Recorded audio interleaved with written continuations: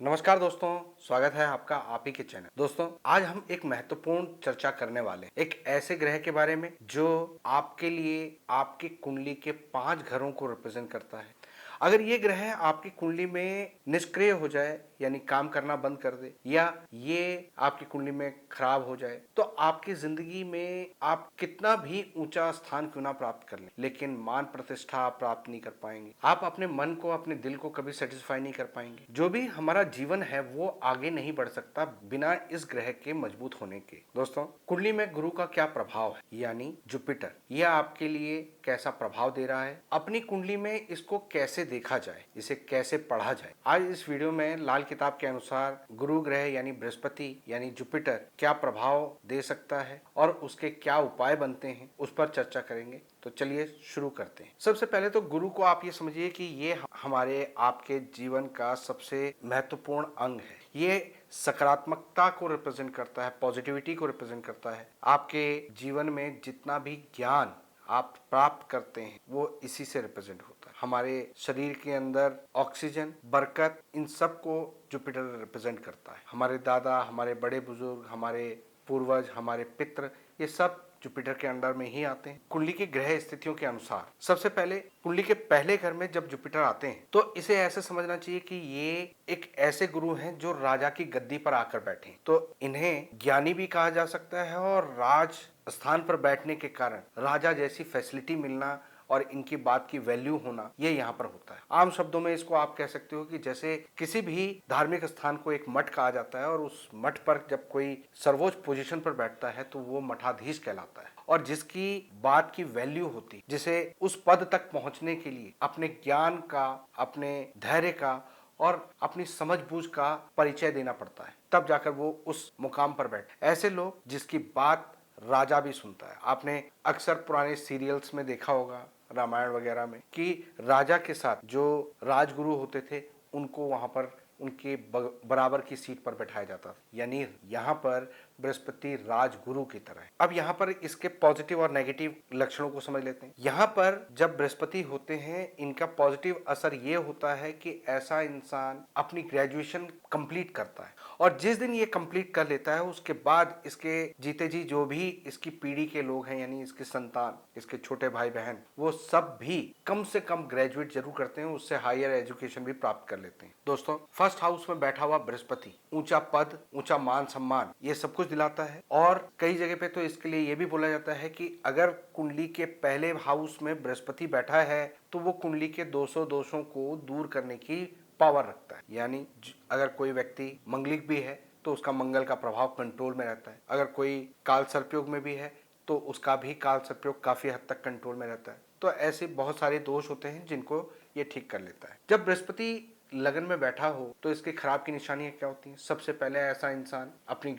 पढ़ाई पूरी नहीं कर पाता यानी उसकी ग्रेजुएशन रुकती। दूसरा कि उसे सिगरेट पीने की, तंबाकू खाने की, मादक चीजों को प्रयोग करने की आदत पड़ जाती, जो कि उसके नेगेटिव की निशानी। अगर ऐसा इंसान के रवैये को देखें तो ऐसा इंसान बड़ा तुनक मिजाज होता है। अपनी मैं और अपने तारीफ करना ऐसे लोगों को पसंद आती है जो इसके खराब की निशानी। वो व्यक्ति इन चीजों से अपने बृहस्पति को और खराब कर रहा है। अब इस बृहस्पति को पॉजिटिव कैसे किया जाए? हमें ये तो पता चल गया कि इस हाउस में ये पॉजिटिव होता है, लेकिन कंडीशन हमने ये समझ ली कि अगर वो ऐसा इंसान ग्रेजुएट नहीं है तो ये कमजोर स्थिति। इसको मजबूत कैसे किया? तो इसको मजबूत करने के लिए सबसे पहले आप अपने रिलीजन के हिसाब से, अपने इंटरेस्ट के हिसाब से धार्मिक किताबों को पढ़ते रहे। चाहे वो रामायण हो सकती है, कोई पुराण हो सकता है, कोई गीता हो सकती है, अन्य धर्मों में कुछ अलग चीजें हो सकती हैं, तो उनको पढ़ना, अपने ज्ञान को विकसित करना इस जुपिटर का सबसे पहला और सबसे महत्वपूर्ण उपाय है। इसके अलावा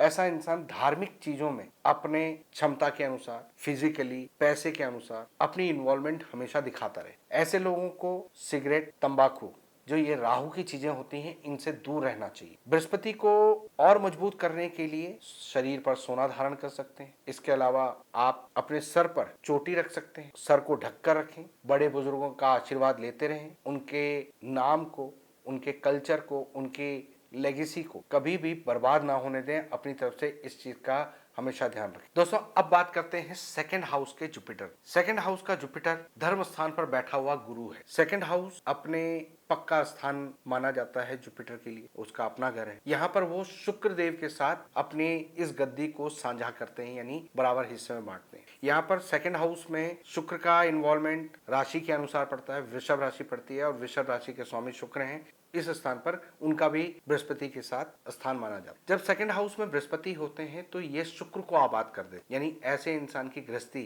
आमतौर पर अच्छी होती है। ऐसा इंसान अपनी लाइफ में अपने रवैये के कारण, अपने नेचर के कारण, अपने इन लॉज के यहाँ पर और अपने जीवन साथी के लिए बहुत ज्यादा सपोर्टिव होता है और ऐसा शुक्र को आबाद करने से होता है। सेकंड हाउस में जैसे मैंने बताया कि बृहस्पति हो तो शुक्र को आबाद करते हैं, यानी जमीन, मिट्टी से जुड़े हुए काम, खेती बाड़ी का काम, उसको पट्टे पे देना, ऐसे लोगों के लिए बहुत ज्यादा फायदा होता है। यानी बृहस्पति शुक्र को आबाद कर रहा है। शुक्र की चीज, जमीन, खेती, इन चीजों में जितने इन्वॉल्वमेंट रखते हैं या खर्चा करते हैं, पैसा लगाते हैं, तो शुक्र के द्वारा बढ़ोतरी होती रहती है और लाइफ में तरक्की मिलती है। ऐसे लोग के बृहस्पति की शुभ की निशानी ये होती है कि इनके पास खेती वाली जमीन जरूर होती है, भले ही उनका गार्डन हो, प्लॉट हो, कोई वहां पर छोटी मोटी गार्डनिंग कर रहे हो, तो ये सेकंड हाउस के बृहस्पति की पॉजिटिव की निशानी। ऐसे इंसान जगत गुरु होते हैं, यानी ऐसे लोगों के वाणी में एक आकर्षण होता है, अपने ज्ञान, ऐसे लोगों का सेंस ऑफ ह्यूमर बहुत अच्छा होता है। किसी भी बात का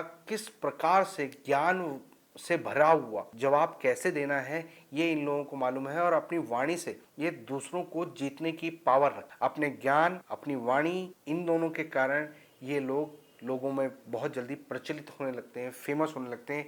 इन लोगों को लोग सुनना पसंद करते। धन धान्य की तरफ से ये हमेशा पॉजिटिव रहता है। लेकिन यहाँ की खराबी की निशानी भी, ऐसे लोगों के घर के मुख्य द्वार के सामने कोई पोल, कोई सीवर का होल या सड़क जो सामने बनी हुई होती है गेट के सामने, वो टूटी फूटी होती है, वहां पर पानी अटकता है, इस तरह की चीजें होती हैं। कोई पेड़ हो सकता है। तो ये निशानियां सेकंड हाउस के जुपिटर के लिए खराबी होती है।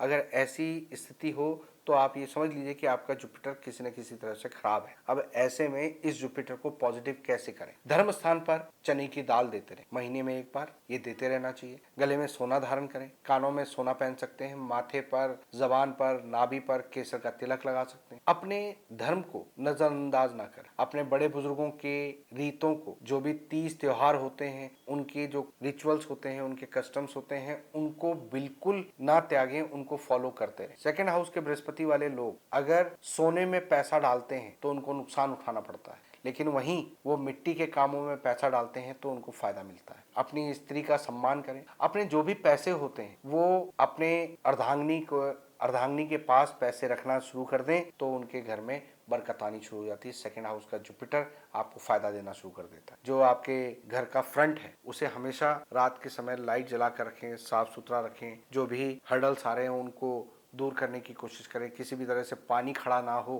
गड्ढा ना हो, कोई पोल, कोई पेड़, इस तरह की चीज ना हो। या तो ऐसा घर चूज करें या अगर उसको आप हटवा सकते हैं तो वो प्रयास आप जरूर करें। अब बात करते हैं तीसरे घर के बृहस्पति के बारे में। तीसरे घर का बृहस्पति ये मंगल और बुध के घर में आया है। यहाँ पर ये गांव के सरपंच की तरह माना गया। तीसरा घर आपके छोटे भाई बहनों का होता है, आपके आस पड़ोस का होता है, मोहल्ले का होता है। अब वहां पर जुपिटर उन मोहल्ले वालों का एक नॉलेजेबल, कॉन्फिडेंट और जिसको सबने मिलकर चुना है ऐसा पद देते हैं, यानी सरपंच। इसका अभिप्राय ये है कि यहाँ पर बृहस्पति जब अच्छा होता है तो ये खुद तो आगे बढ़ता ही है, लेकिन अपने साथ पूरे छोटे भाई बहनों को, अपने कुंबे को, अपने मोहल्ले को आगे बढ़ाने की कोशिश करते हैं। ऐसे लोगों को हमेशा जीवन में ये ध्यान रखना चाहिए कि यहाँ पर बुध भी है और बुध के साथ खराबी आती है। ऐसे लोग बहुत अच्छे व्यापारी नहीं होते, पैसे का लेन देन बहुत अच्छे से नहीं कर पाते। ऐसे लोगों को बहन बेटी की तरफ से परेशानी उठानी पड़ती है, उनको तकलीफ होती है या वो तकलीफ का कारण बन जाता, क्योंकि यहाँ पर बुध और बृहस्पति ये दोनों आपस में मिल गए और उसके कारण खराबियां। लेकिन इसी घर का स्वामी मंगल भी है, तो मंगल के साथ यहाँ पर मिलकर ये जागीरदार बना देता है, यानी जमीन और अपने हौसले से ये इंसान तरक्की करता है। जमीन में पैसा डालने से और अपने भाई बंधुओं के साथ मिलकर चलने से इस इंसान को बहुत तरक्की मिली। अब यहाँ पर बुध से आने वाली परेशानियों के कारण अक्सर ऐसे लोग अपने व्यापार में बहन बेटियों के कारण परेशान होते हैं। ऐसे लोगों के घर के आसपास कोई एक ऐसी लेडी जिन्हें आप बहन मानते हो या बेटी मानते हो, उसके साथ कोई नेगेटिव हादसा हो जाता है जो कि नेगेटिव की निशानी। अब ऐसे में इसको ठीक कैसे किया? तो तीसरे घर के बृहस्पति वाले इंसान को धर्म स्थान पर 300 ग्राम चने की दाल मंदिर में देते रहना चाहिए। सूर्य की मदद यहाँ पर अच्छी होती है या मंगल की मदद अच्छी होती है तो 3 धातु का कड़ा या तांबे का कड़ा कलाई में पहन सकते हैं, वो आपके लिए फायदेमंद होता है। इसके अलावा मंदिर में चांदी का छत्र साल में एक बार या और भी ज्यादा बार कर सकते हैं तो कर सकते हैं। छोटी कन्याओं को बेसन के लड्डू देना काफी लाभदायक होता है। तो दोस्तों, उम्मीद करता हूं कि आज की इस वीडियो से आपको कुछ नया जानने को मिला होगा बृहस्पति के बारे में। बाकी आगे के घरों के बारे में नेक्स्ट वीडियो में हम बात करेंगे। वीडियो ज़्यादा लंबी ना हो जाए इसलिए मैंने इसको पार्ट्स में बनाया है। उम्मीद करता हूं कि आपको ये सीरीज पसंद आएगी। फिलहाल के लिए मैं अपनी वाणी को यहाँ पर विराम देता हूँ। ओम नमः शिवाय।